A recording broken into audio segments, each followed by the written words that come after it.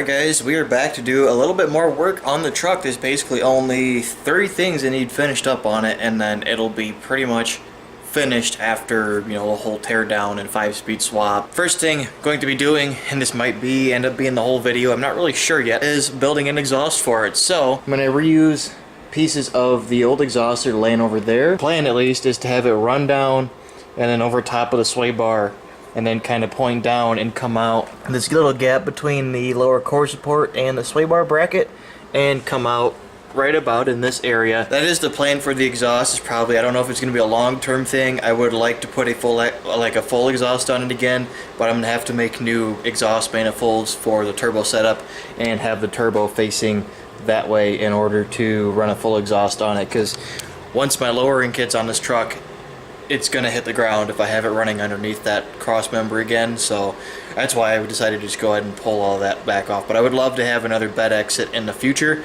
but a front dump would be cool, and if I decide I like it and it's not super difficult to live with driving the thing around, I'll probably just leave it at that. Yesterday I drove this thing around for probably a good 30 minutes, maybe even longer yesterday, and it did very well. The clutch is great, the transmission is great. The only leak I had was a leak from this hose right here because this clamp was loose, and I was leaking fuel from this injector right here because the O-ring had slipped off when I was installing it. Fixed that, and everything else is dialed, everything else works. The tune needs a lot of work. It has the same lean out issue it's always had. When you hit throttle too quick, it leans out for a little bit and then catches back up. That's a setting in the Mega Squirt I have to figure out, and then there's a couple other little things I'm gonna have to tweak in it to get like the idle and the cold start and all that stuff set. I'm gonna get that downpipe pulled off, do some measuring, do some cutting, and start building this exhaust, and be able to drive this thing and not go deaf and not suffocate in it anymore.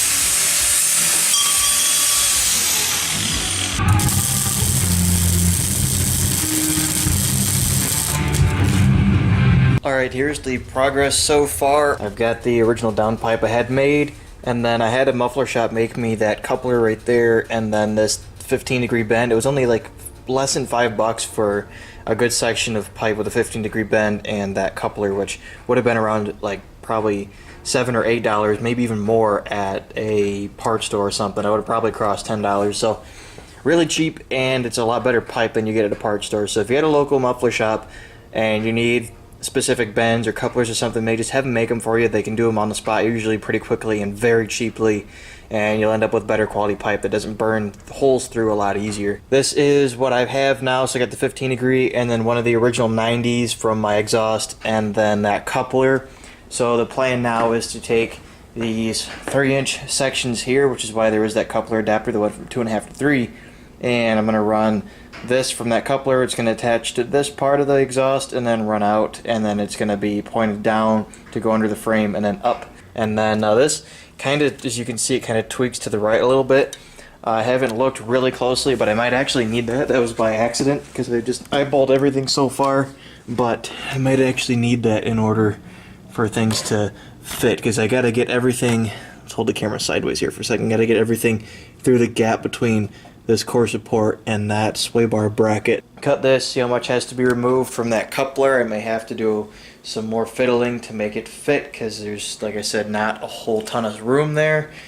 And then I'll mark it with a marker what angle it needs to be at, and then I'll bring it out here, weld it. Yeah, it's going pretty well. The Harbor Freight welder from 2 years ago is still working, so shout out to Harbor Freight, and that's the old style 90 amp, not the 125 one that you can get now, which is, I guess, it's a little bit better. I'm going to finish the rest of this exhaust up and just button it up a little bit once it's welded all together, and then paint it, and then I'll show you guys what it looks like. I don't know if I'm going to start it or not, because I don't want to get a bunch of exhaust fumes in here, because I'm going to be continuing to work even though there's a bunch of welder fumes in here. So I might start it, give you guys a sound clip, and then leave and let it air out in here, because there's a little bit of a haze from the welder in here anyway. I'm going to keep working on that, and then we'll be back with you guys in a little bit. Well, there it is. The entire front bumper exit exhaust is done. I had to play around quite a bit to get everything right so that the pipe would exit exactly where I wanted it to. And then I came down here. I trimmed this section here and sanded it just to make it look a little bit cleaner. And then the bumper bracket right here, I had to cut this corner off of it. I had to cut that off of it to make the exhaust clear that. That was one thing I didn't really notice when I was putting stuff in. That is done. I'm gonna go get that bolted to the truck. I'm gonna be putting copper sealant on the gasket because there was a small exhaust leak over where like the wastegate's supposed to be, or at least there had been at one point. I don't know if it was now or not. We'll go ahead and start it and then listen to it, and hopefully it's a little bit quieter than it was before, and hopefully it doesn't drone nearly as bad from the inside and doesn't leak fumes and stuff. But it looked pretty sick. Can't really tell it's there, which is kind of the point, but if you're looking for it, it looks pretty cool just poking out down there in the corner of the bumper. So I'll get this bolted on and then we will check it out. Alright, there it is, all bolted back in. One back in just like it's supposed to. Got the O2 sensor back in, and you can kind of see the route that it takes to end up exiting right there. So, and from the outside it's not super obvious. It actually kind of hides behind the bumper, but when you're actually looking at it, it looks pretty sick right there. From the front end, if you're looking for it, you can't see it. You can see it's barely peeking out down there, and then from the side, it's just kind of chilling right there. So it's not super obvious, not super like in your face or anything like that, because I wanted to keep this thing mostly low profile. Obviously, it's got aftermarket wheels on the back end of it, and there's going to be a couple little things to give it away, but it's not going to give itself away completely, obviously, because nobody's going to expect whatever this thing has got in it to be in it. But just click that in. Make sure we're neutral.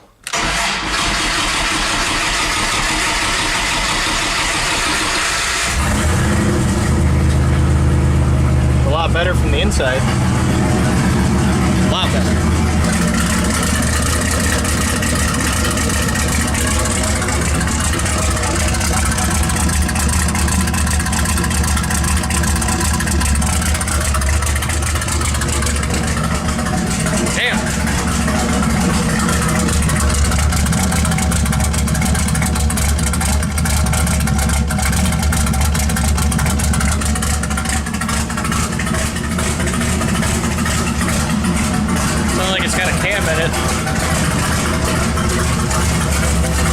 Pressure's doing all right. I don't know, I'm content with that. I'm gonna let it warm up and kind of clear itself out, and then I will talk to you guys after that because it's really loud.